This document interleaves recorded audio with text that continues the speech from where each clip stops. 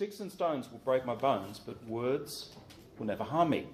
I, like many of you, was given this sage but sad advice by well-meaning parents to help me navigate the slings and arrows of the schoolyard.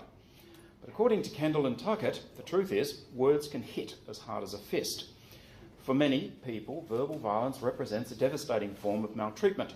A parent's verbal blows can cause significant brain trauma to children 18 years and under, and elderly women subjected to verbal violence have an increased mortality risk. And unlike younger abused women, take more tranquilizers, sedatives and antidepressants. Acts of parental violence, verbal violence towards children can be associated in early adulthood with symptoms of depression, anxiety, anger, hostility, dissociation, limbic irritability. Now, limbic irritability sets the stage for problems later in life, including mental health issues such as post-traumatic stress disorder.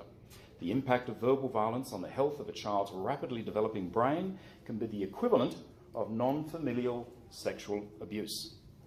Studies have found that the hippocampus, memory and function, shrank around 12%, which functionally challenged the prefrontal cortex, interfered with speech and allowed negative emotional responses managed by the amygdala, the alarm system, to go unregulated.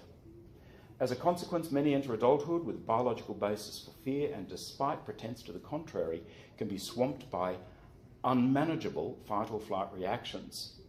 To cope, these victims try to avoid situations that can trigger such responses, which often includes avoiding family, thereby compounding social isolation.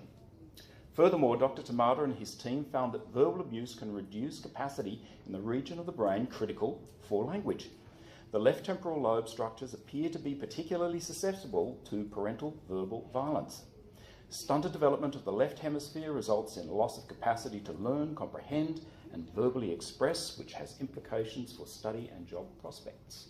So what constitutes verbal abuse? According to O'Leary, Morrow, Teacher, Baker, yelling, lying, name-calling, insulting, swearing, withholding important information, unreasonably ordering around, and telling a person he or she is worthless or nothing but trouble. Any readies here? Any family member can be verbally abusive, not just parents. Sibling abuse can be both severe and inflict injuries similar to parental abuse. Kendall observed that abuse by a brother or sister is often brutal and sadistic.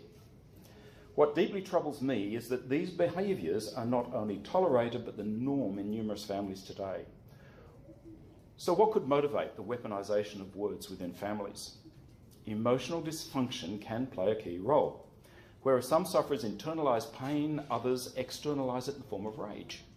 ADHD, for example, is characterised by emotional dysfunction. ADHD is a severe, heritable illness impacting about 5% of the population, and up to 80% who have it also suffer a comorbidity. Of those, 40% will enter adulthood with the more serious conflict disorder, a mental condition characterised by lying, verbal abuse, and physical violence. In 2007, in a 2007 interview published in Harvard University, Dr. Teacher asserted that verbal beatings hurt as much as sexual abuse. So is there recovery? Yes. However, Dr. Tamada points out that psychotherapy most often requires the victim to verbally process the psychologist's input. This process necessitates the victim communicate their experiences and emotional states. If speech processing and language comprehension abilities have changed as a result of verbal violence, then we need to do better at identifying these individuals so as to more effectively address their neurobiological differences. This highlights the real need to, and I had omitted, highlights the real need to differentiate verbal abuse from the more familiar psychological and emotional abuse. So is verbal abuse on our intervention radar? Not really. The current 2013 Code of Practice for the New South Wales Police Force response to domestic violence and family violence omits verbal violence. In conclusion, in the context of domestic, family and elder abuse, the old adage, "Sticks and stones will break my bones, but words will never harm me," needs to be put firmly out of our minds.